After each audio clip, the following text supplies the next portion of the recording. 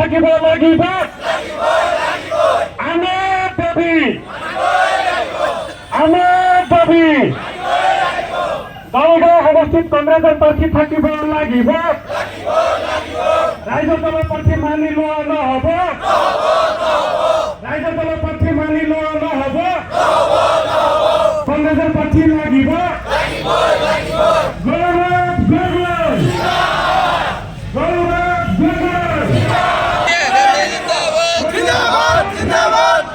আমাৰ দাবি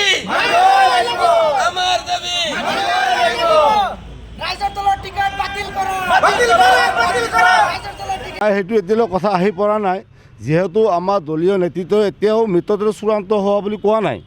আমি সামাজিক মাধ্যমতহে পাই আছোঁ যে দলগাঁও সমষ্টিৰ ৰাইজৰ দলক এৰি দিয়া হৈছে আমাৰ দলগাঁও সমষ্টিৰ যিখিনি কৰ্মী আছে ভোটাৰ্ছ আছে ৰাইজ আছে এতিয়ালৈ আমি দলীয় নেতৃত্বৰ ওচৰত প্ৰতিবাদ জনাই আছোঁ আমাৰ আবেদনখিনি আমি জনাই আছোঁ যে দলগাঁও সমষ্টি কংগ্ৰেছ দলৰ এটা দুৰ্গ হয় যোৱা 2016 চনতো আপোনালোকে চাইছে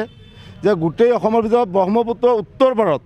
এজনে বিধায়ক আছিল কংগ্ৰেছ দলৰ দলগাঁও সমষ্টিত মাননীয় ইলিয়াছ আলী ডাঙৰীয়া তাৰপিছত আপোনালোক 2024 চনত যি লোকসভা নিৰ্বাচন দেখা পাইছিলে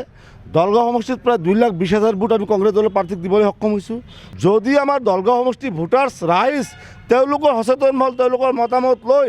যদি আমি দলগাঁও সমষ্টিটো আমি কংগ্ৰেছ দলৰ বা যিজন ৰাইজৰ দলৰ প্ৰাৰ্থী আছে তেখেতক এৰি দিয়ে তেওঁ ইয়াত জিকাটো কেতিয়াও সম্ভৱ নহয় তেওঁৰ কোনো সংগঠন নাই কোনো ভেটি নাই তেওঁ মানুহজনী বাহিৰৰ পৰা আহা তেওঁ 2021 চনত নৱবৰ্ষত ইলেকশ্যন খেলিছে তেওঁ ইয়াতে স্থানীয় নহয় আজি ইউডিএফ দলক আমি ৰোধ কৰাৰ কাৰণে আমি হয়তো আমি তেতিয়া সিদ্ধান্ত আমি নিশ্চয় ল'ব লাগিব আমি ভোট বৰ্জনো কৰিব পাৰোঁ হয়তো আমি সমূহীয়াভাৱে দলো ত্যাগ কৰিব পাৰোঁ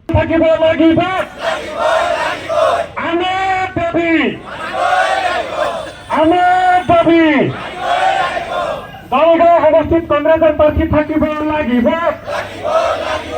ৰাইজৰ দলৰ প্ৰাৰ্থী মানি লোৱা নহ'ব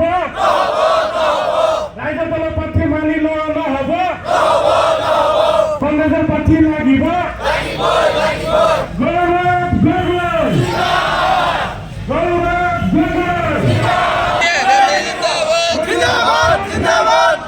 আমাৰ দাবি ৰাইজৰ দলৰ টিকেট বাতিল কৰা